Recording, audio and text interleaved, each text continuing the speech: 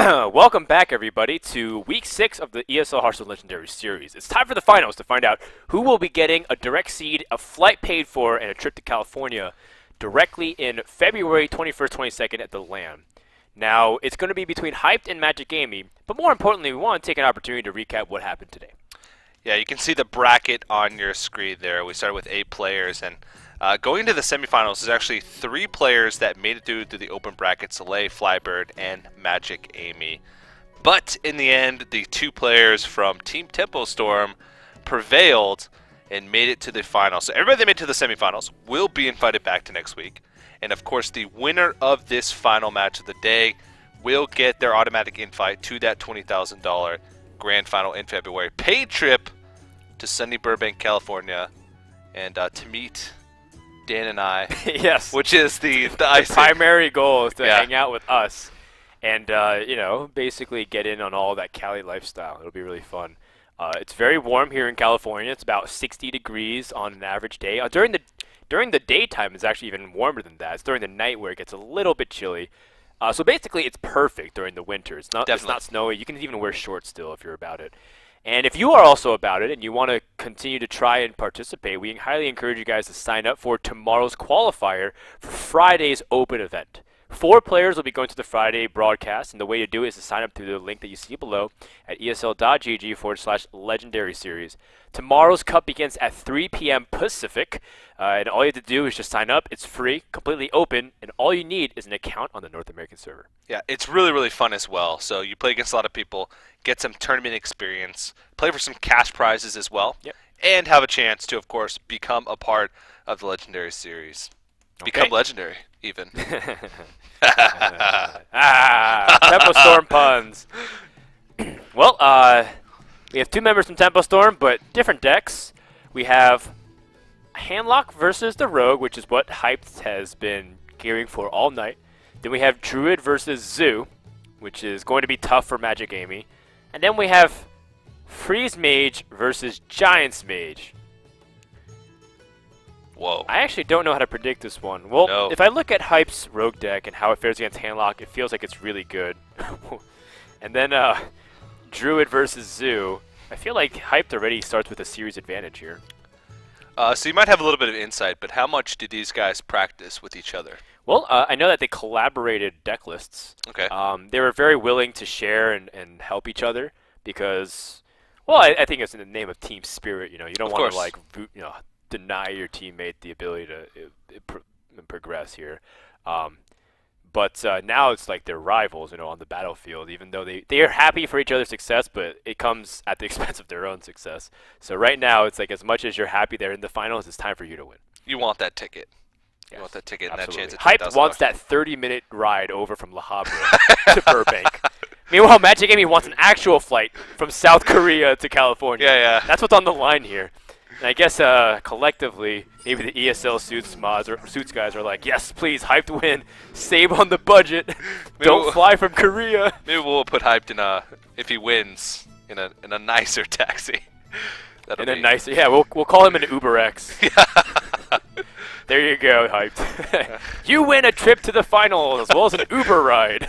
Yeah, we're not even going to put you in a hotel. You have to drive back home afterwards. No, we wouldn't do that. Hype has a really sick ride. Does he? Yeah, actually, I don't know anything about cars, but it's one of those cars that ends in X. It's like, well, you know it's like cool. A GX, and I'm like, oh man, it's a BRZ. Doesn't end in X. I was told it was a BRZ. Z is close enough. But it has one of those really high extreme letters of the alphabet that implies that it's high octane and it got a lot of horsepower. Okay. Anyways, it describes a lot about Hype 2 in terms of his playstyle. Yeah. Yeah. No, I'm not going to even. Not even close to Control Warrior.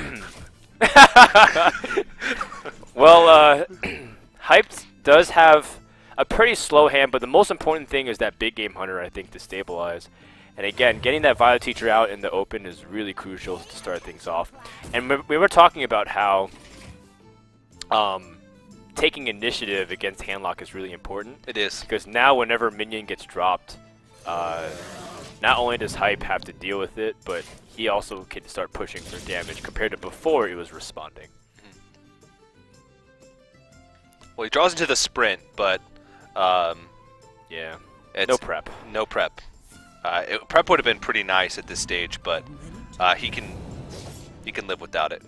Yeah. This is still a pretty good set of plays though, because he's creating tokens, and he's going to be able to deal with this Twilight Drake.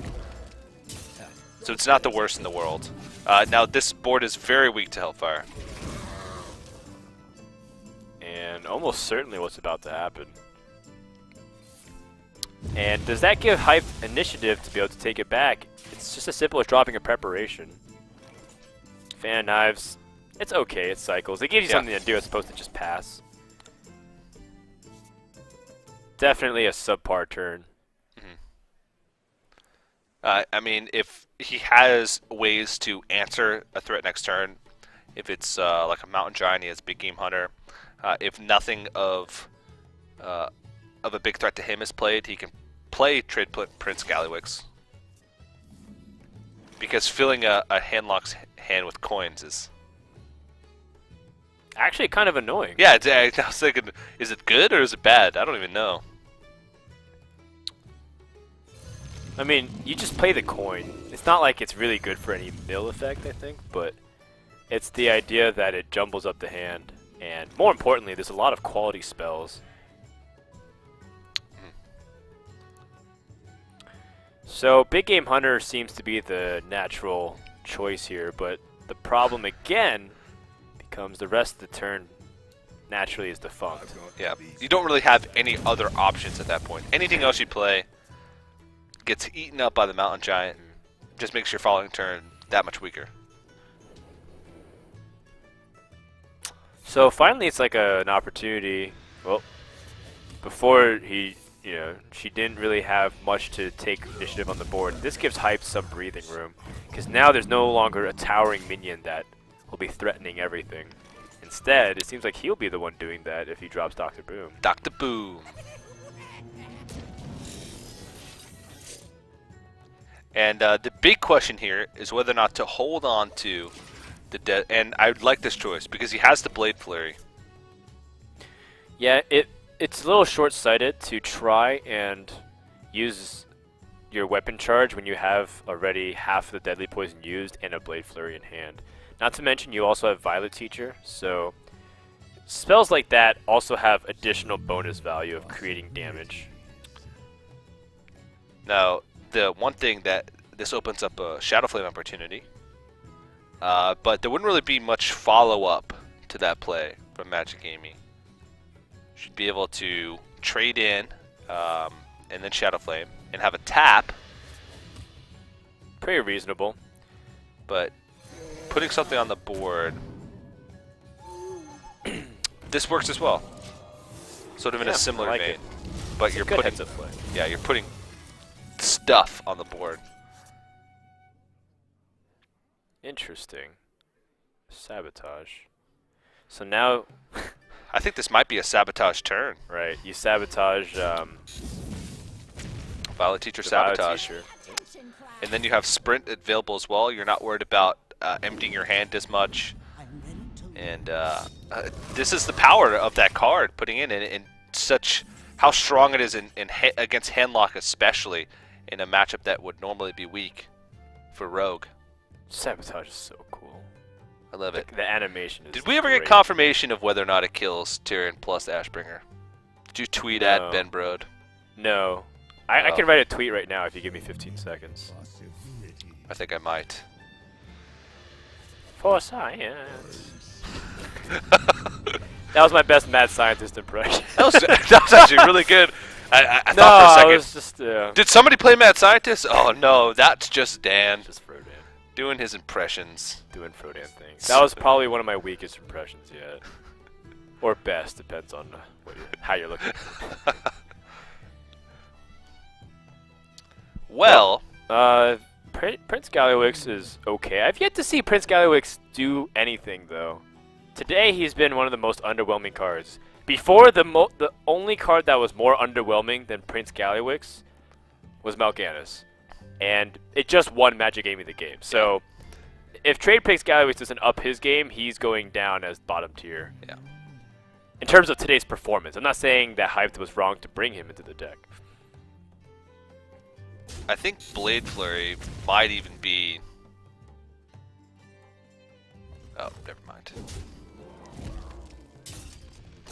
I was thinking about it for a second. I think that's what Hyped was debating. God, what did he say? No! I was waiting! No! You talked over him, again! You did it last time! Yeah, but you did it 2 times. Psh, I can't believe you. So, Sylvanas, if she ends up being played on the board here, Hyped has... Oh, I forgot about Shadow Flame. Wow. So now she even has the coin, so she can coin out the Zombie Chow. I mean, why not? Yeah. So now Hyped has his own Shadow Flame. And whatever, but whatever Hyped plays to He deal gets a with, coin. to deal with this. Right. I mean, having a coin isn't so bad as a rogue. No, it's pretty good. But you give another Shadow Flame back to your opponent. And also, he doesn't have any like valid teachers, so maybe the coin isn't as good. Right. And what does he? Sprint! Oh I mean, no! It doesn't matter if he gets sprint to his opponent, right? Yeah, because Handlock is never really going to be in a situation where... That's actually really funny. Now, preparation is a big deal, I think. Oh yeah. like Molten Giant Preparation, Shadow Flame, Draxus, or something like that. You can Blood Mage, coin, Shiv. I don't think Shiv is as important. Or Blood Mage. No, yeah. You'd be taking a lot of damage, but that damage would be made up by the fact that there's a Zombie Chow on the board. I actually have no clue what's even remotely close to optimal right now. The closest is to just remove Gallywix through a Shiv, like you were mentioning, with Thalnos. But it's like, that's only because of restrictions of plays. It'd be cool to see this Gallywix bounced a couple more times. Or just seeing the potential of what a Handlock can do with more rogue spells. That's really scary to think about.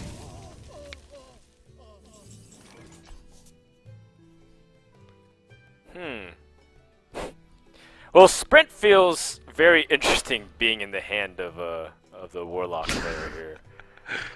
It feels like a dead card. Yes, but I do think it's a priority to take out this Thalnos. Now, would you want to silence it? I feel like silencing the Thalnos is No, because valuable. if you give him a card, you're burning a card. That's true, but I really do think like milling is very overrated unless you like completely unless you completely deck out. But in this situation, you're actually using a card to not mill. Oh, because he's already at 9? Yeah. So he's going to draw that card anyways. Yeah. So this is just, well, I'm killing off the Blood Mage. Oh, boy. And by consequence, he's gonna burn a card. And we'll see what it's gonna be. Backstab, Pretty important. yeah. Backstab would have allowed him to kill off the Zombie Chow easily. Instead, looks like he's going to have to Blade Flurry with Eviscerate here. Does he Double have... prep. Yeah, he's got this. So he can, oh, does he have lethal? Yeah, 3, 8, 12.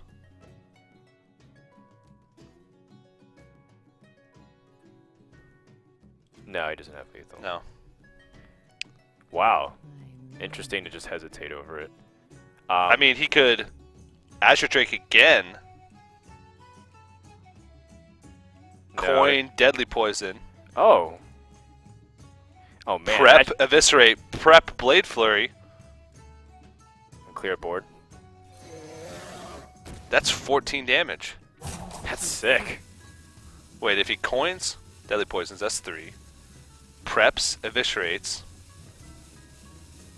That's 9. Preps, Blade Flurry. Wow. So, in a very weird way, he was 1 damage off lethal.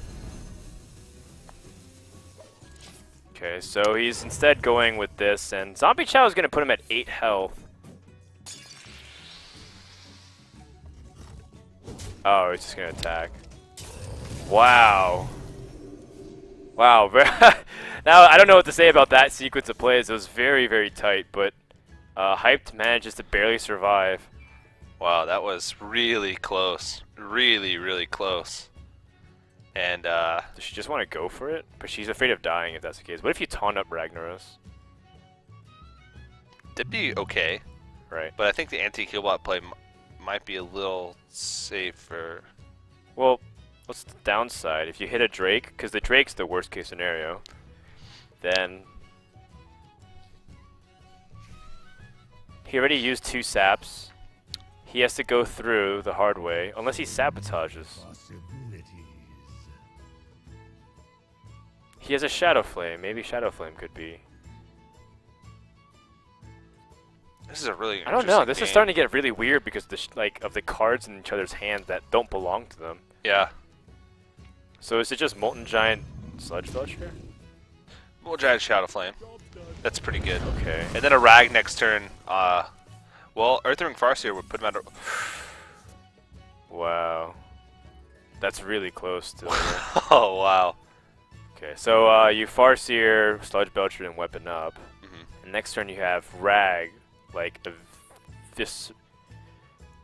You could, you know what's really funny? You could like Rag, prep Shadow Flame, and like do like really weird stuff. This deck is very weird because of the trade prints.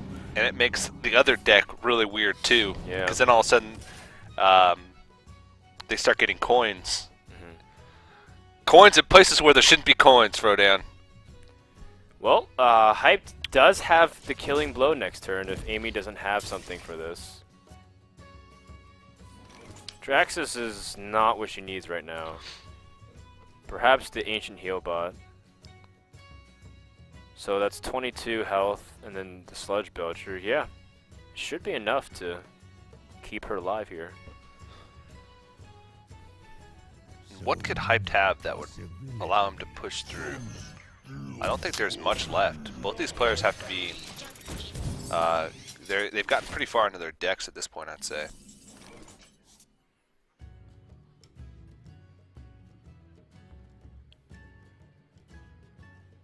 Yeah, 22 health, there's just no possibilities anymore. Shadow Flame is not bad here. If you Shadow Flame the Farseer, you can actually take out mostly everything. Problem is the mana cost. Like everything becomes pretty awkward after that. So you're saying, Is it better to just Rag? Just say screw it? So many options. if you It's could pretty tough. Sludge Belcher into the other Sludge Belcher, Shadow Flame, the Earthen Ring Farseer, and SI Agent would clear the board, but Right. it wouldn't put you in any better of a position. 22 health is a lot to get through. Well, if you're going to use the SI7 agent, then you use it afterwards. Or use it before, so that way you don't take damage on your Sludge Belcher.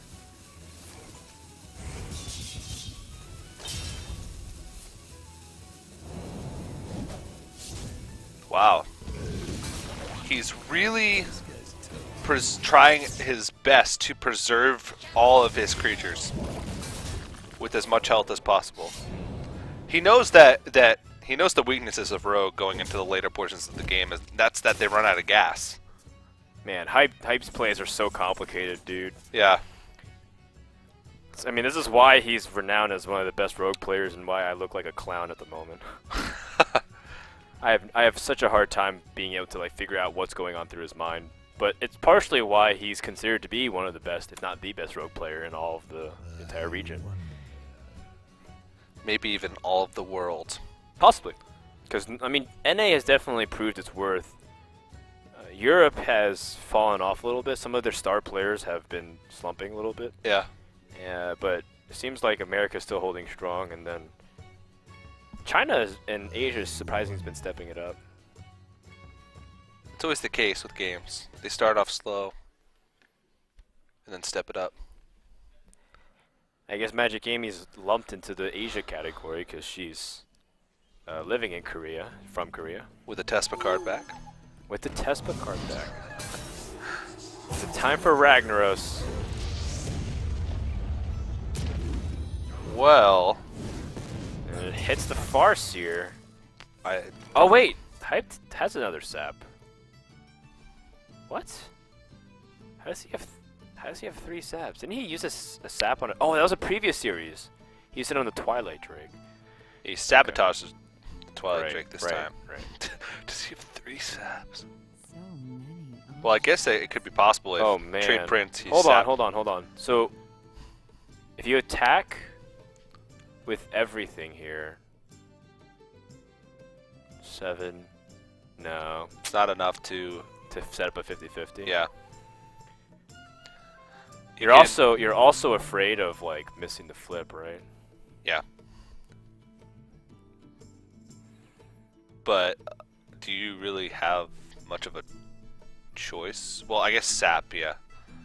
Rag sap. choose Yeah, I think you want to play Rag this turn. so many options. And then I think a big question becomes whether or not you're going to be taking the damage on the Iron Beak Owl.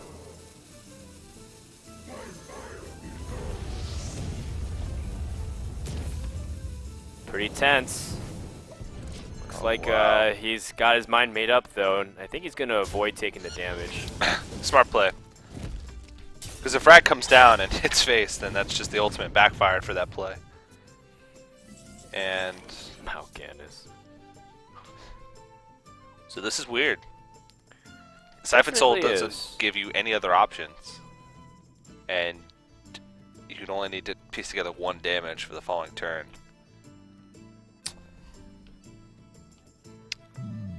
Okay, so Siphon Soul gives you 8 health. He needs 1 damage. Jaraxxus gives you 12 health because you're going to kill off the SI7, and he only needs 1 damage. No, he does have the 1 damage. He would 'cause have of- it, yeah. Yeah, the weapon. I think Ganis. Taunting Rag might. So many Taunting Rag. possibilities. I'm trying to think of, like, I'm just thinking of all the possible plays. Yeah. What does Mal'Ganis do? He has 7 health, right? So. Well, if Mal'Ganis says she knows that he has a Shadow Flame. If she's keeping track. Oh, you're right. So Shadow Flame will end it. So it basically comes down to Rag and Taunt, like you said. yeah. Definitely doesn't feel optimal. Well, it definitely doesn't feel good, but it is optimal with this hand. Oh, she's figured out the best play here. And what it hits, completely left up to Hearthstone. Oh! Wow! That is ouch. That was the only way for her to survive, right? Because Shadow Flame on the Ragnaros Yep. would have been it. Yep. And he's gonna prep out this Fan of Knives just in case. We haven't seen if he has like Alexstrasza. Alexstrasza. Out of cards. Oh my god, Hyped is 1 damage off lethal. Oh, that's the 3rd time. That is ridiculous. I think Hype loses. Because he doesn't have enough damage. He's out of cards. Wait, Alexstrasza is his last card, right? No, but it's just Siphon Souls. There's like he just ran out of damage. Ouch. That Rag coin flip. Choose soon. Not even a coin flip. Wait, maybe he Shadow Flames. I think he Shadow Flames his SI, right? Shadow Flames the SI, and then Eviscerates the Rag, So many options. and attacks. But then Jaraxxus. Jaraxxus? I mean, maybe not even Jaraxxus, but like Mal'Ganis. You face Mal'Ganis. Same type. But same I mean, deal. Jaraxxus is the safest for sure. Yeah. Whoa. Molten Giant pickup here is really big too. Alright, well I think Magicamy has this one. Yeah, I think Molten Giant Jaraxxus is a pretty automatic choice here. And that's really rough because there was a 75% chance with that Rag that Hype Yeah. would have just straight up won the game. and 1 damage off lethal even after that, and now with only 1 card left in this deck. I don't even know if it's Alexstrasza. Yeah. Oh, it's another Sludge Belcher. Yeah, it seemed like with him prepping into Fan that it was true, but if you think about it, what else would he have prepped? No, there's nothing else really. So that's gonna wrap up the first game here, especially because now like Hype actually can't kill Melganis. Our admin is priming the laser. What is happening? Oh, jeez. Okay. There we go. There goes the rocket. Perfectly timed. Well done. Nope, a little early. Sorry there. Well, that finishes out the first game here, and then Hyped has to see if he can turn around with Zoo versus Druid. But it'll definitely be a tough one. But Magicamy has survived this Rogue deck, which has been unstoppable versus most handlocks. But that was the first time this Rogue deck lost today. And it came down to a lucky roll for the handlock player. And even then, there was 3 turns, 3 separate instances where Hype was 1 damage off lethal. So I'm trying to think of plays that he could have made earlier on where it would have changed the outcome, but there wasn't. And it's rough when it comes down to